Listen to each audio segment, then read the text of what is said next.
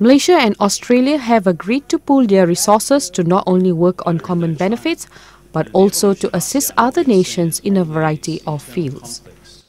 Kuala Lumpur and Canberra will be embarking on an ambitious program to help train teachers from Afghanistan in an effort to help its people on the path to development. Prime Minister Datuk Seri Abdullah Ahmad Badawi described the training program for teachers in Afghanistan as significant and historical to Malaysia-Australia relations. We agreed to pool our resources on a joint Malaysia-Australia program to train teachers from Afghanistan.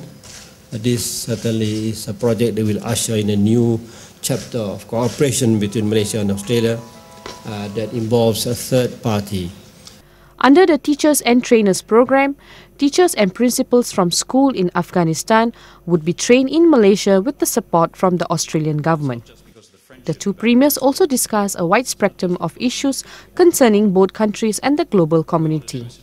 We have also agreed to establish a pilot sister schools program, which will involve at the start of the project 6 schools in Malaysia and 6 schools in the state of Victoria in Australia.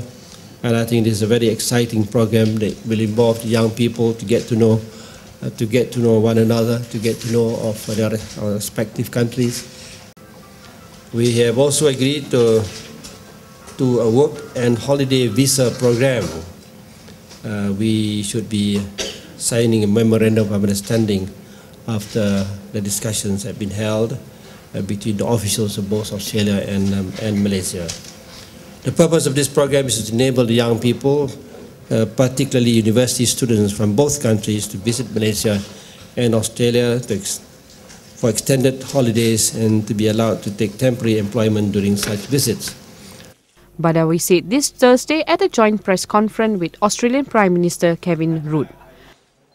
Rudd is in Malaysia for his first official visit since becoming Australian Prime Minister in November. Charanjit Kaur, The Star, Malaysia.